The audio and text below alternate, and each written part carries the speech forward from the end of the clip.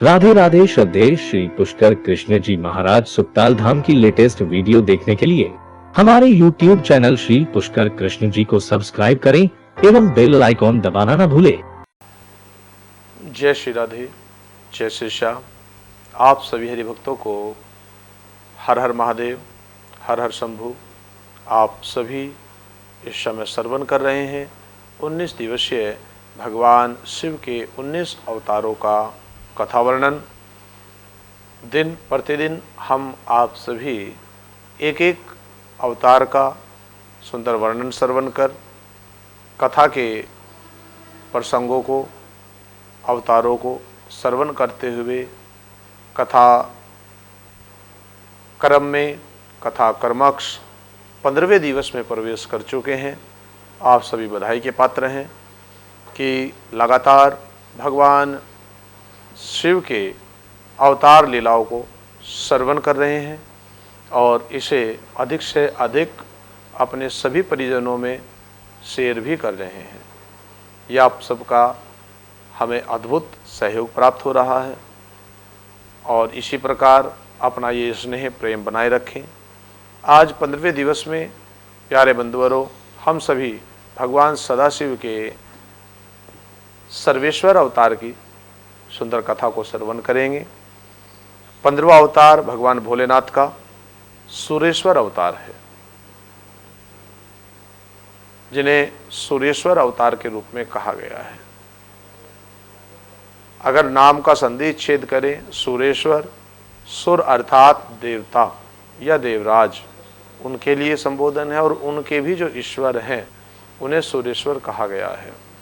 तो सुरेश्वर अवतार भगवान ने लिया भक्तराज उपमन्यु पर कृपा करने हेतु, और धर्म ग्रंथों में ये बड़ी ही सुंदर मार्मिक कथा शिव महापुराण से संबंधित इस प्रकार हमें प्राप्त हुई।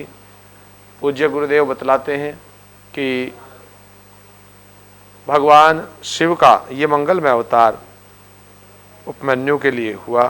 प्यारे बंधुवरों, भगवान शंकर सुरेश्वर इंद्र के रूप में बने। सुरेश्वर, जब भगवान शिव ने इंद्र का अवतार, इंद्र का रूप धारण किया इस अवतार में, तो उन्हें इस नाम से जाना गया, सुरेश्वर नाम से। इंद्र का रूप धारण करके अपने भक्त की परीक्षा लेने के लिए भगवान शिव आए थे। तो इंद्र तो स्वर्ग में था, लेकिन भगवान शिव अपने भक्त की परीक्षा ले रहे थे इंद्र के रूप को धारण करके। तब देवताओं ने, सप्तऋषियों ने भगवान का नामकरण किया सुरेश्वर।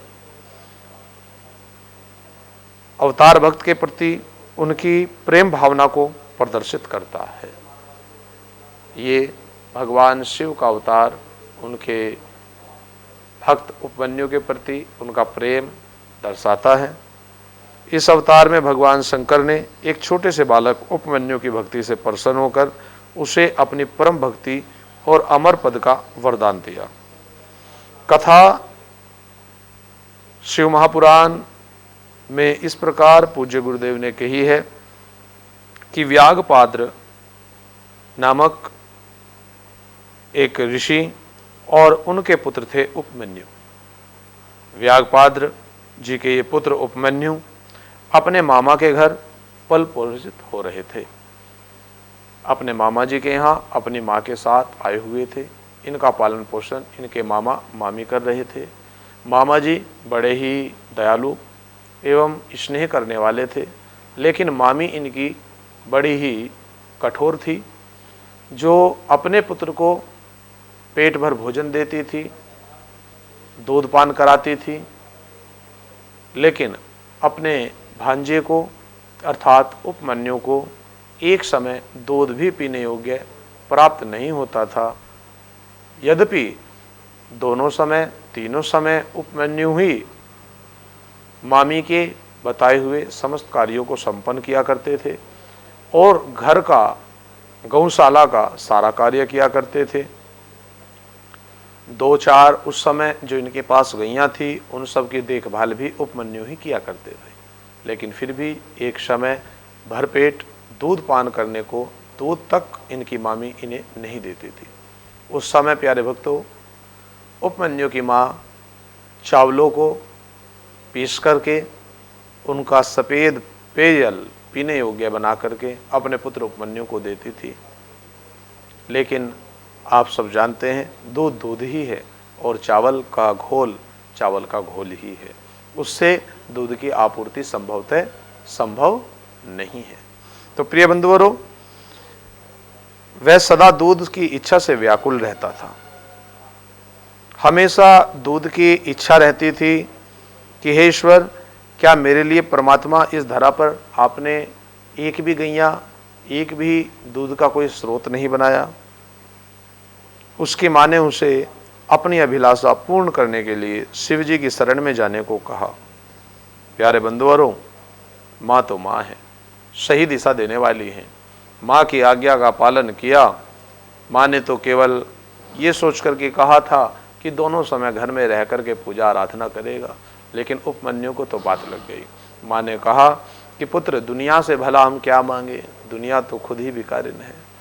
तू इस घर में अपनी मामी से याचना करता है, संभवतः आपकी मामी या ये संसार आपको दूध की आपूर्ति ना कर पाए, और दे भी तो शायद हो सकता है क्षणभंगुर, कुछ मात्रा में आपको दूध प्रदान करे। लेकिन हे उपमन्यु, अगर तुम भगवान सदाशिव को प्रसन्न कर लेते हो पुत्र, तो बाबा महादेव तो वो क्षमता रखते हैं कि तुम्हें दूध का सागर प्रदान कर सकते हैं। भगवान शिव की बड़ी सुंदर महिमा जब माँ के मुख से सुनी, तो एक रोज उपमन्यु को जब गौवें चराने गए, माँ की बातें स्मरण आई और वे जंगल की ओर आगे पदार्पण करते चले गए, घर वापस लौट करके नहीं गए। प्रिय बंधुवरों, वहाँ भगवान शिव का तप करने लगे। कठोर तप करते हुए काफ़ी समय व्यतीत हुआ। ओम नमः शिवाय का जप उपमन्यु के द्वारा होने लगा। तब ये जप एक एक लोक से होता हुआ भगवान सदाशिव के धाम कैलाश पर पहुंचा, और भगवान सदाशिव के कानों में जब उपमन्यु की भक्ति पहुंची, तो भगवान परीक्षा लेने के लिए इंद्र का रूप धरकर सूर्येश्वर अवतार धारी कहलाए और अपने भक्त पुत्र तुल्य उपमन्यु की परीक्षा लेने के लिए भगवान ने ये सुंदर लीला की। प्रिय बंधुवरों, भगवान शिव उसके समक्ष उपस्थित हुए और वे शिव जी की अनेक प्रकार से निंदा करने लगे। उपमन्यु को कहने लगे कि तू किस शिव की पूजा कर रहा है, ये सदाशिव कुछ तुझे प्रदान नहीं करेगा, लेकिन मैं इंद्र हूँ, मैं तुझे स्वर्ग दे सकता हूँ, स्वर्ग के पारिजात का सुख, तुझे अमृत का सुख प्रदान कर सकता हूँ। लेकिन ये शिवलिंग जिसकी तू पूजा कर रहा है, वो ओगरदानी शिव तुझे कुछ नहीं देगा। लेकिन प्यारे बंधुवरों, यही परीक्षार्थी का कठिन समय होता है, और भगवान के ये भक्त उपमन्यु इस परीक्षा में खरे उतरे। इन्होंने स्पष्ट कर दिया कि हे देवराज इंद्र, आप यहाँ से चले जाएं, मुझे आपसे किसी भी विषय वस्तु की अभिलाषा नहीं है, मुझे तो केवल अपने शिव के दर्शन करने हैं, और बस शिव के दर्शन की ही अंतिम इच्छा लेकर के मैं यहाँ पर बैठा हूँ। प्रिय बंधुवरों, बार बार निंदा इंद्र रूप में भगवान सदाशिव अपनी कर रहे थे, लेकिन उपमन्यु उनके बहकावे में नहीं आया, अपितु इस पर उपमन्यु क्रोधित होकर इंद्र को मारने के लिए खड़ा हो गया। उपमन्यु को अपने दृढ़ शक्ति और अटल विश्वास देखकर शिवजी ने उसे अपने वास्तविक रूप के दर्शन कराए, तथा जिस मनोरथ से उपमन्यु भगवान का तप करने के लिए बैठा था, उसको भगवान ने पेट भर दूध भी पान कराया, और केवल पेट भर दूध ही नहीं, अपितु दूध का सुंदर क्षीर सागर भी इन्हें प्रदान किया। नाम दिया है कि क्षीर सागर के समान एक अनश्वर सागर उसे प्रदान किया। उसकी प्रार्थना पर कृपालु शिवजी ने उसे परम भक्ति का पद भी प्रदान किया। और प्यारे बंधुवरों, यही उपमन्यु जी इसी ज्ञान को, संसार को आगे पाठशाला के रूप में शिष्यों को पढ़ाते थे, और इनकी पाठशाला में बड़े बड़े विद्वानगण, बड़े बड़े शिष्य पढ़ लिख कर करके आचार्य बने, विद्वान बने। द्वापर काल में भी इन उपमन्यु का वर्णन मिलता है। भगवान श्री कृष्ण भी इन उपमन्यु जी के पास भक्ति के पद सीखने के लिए, भगवान शिव की भक्ति अभिषेक कराने के लिए गए हैं। और उपमन्यु जी ने भगवान श्री कृष्ण को भी भगवान शिव से प्राप्त वो गूढ़ ज्ञान रहस्य प्रदान किया था, जो उपमन्यु जी को बाल्यकाल में सदाशिव से प्राप्त हुआ था।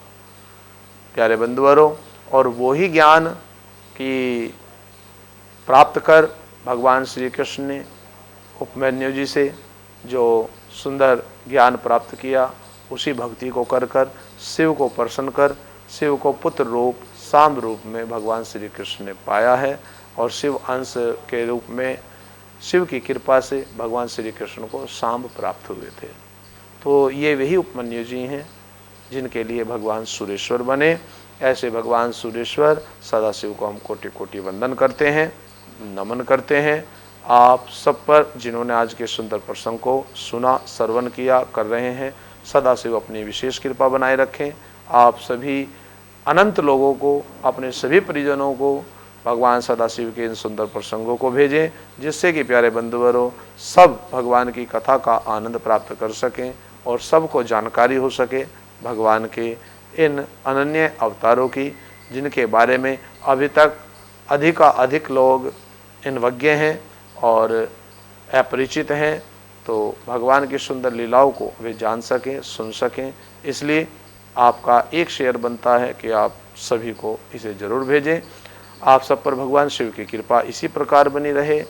कल फिर पुनः भगवान के 16वें अवतार के सुंदर कथाक्रम को लेकर आप सबसे सुंदर भेंट होगी। तब तक के लिए आप सभी खुश रहें, स्वस्थ रहें, हंसते रहें, मुस्कुराते रहें। आप सबको हर हर महादेव, हर हर शंभु। जय श्री राधे, जय श्री श्याम। राधे राधे। श्रद्धेय श्री पुष्कर कृष्ण जी महाराज सुकताल धाम की लेटेस्ट वीडियो देखने के लिए हमारे YouTube चैनल श्री पुष्कर कृष्ण जी को सब्सक्राइब करें एवं बेल आइकॉन दबाना न भूलें।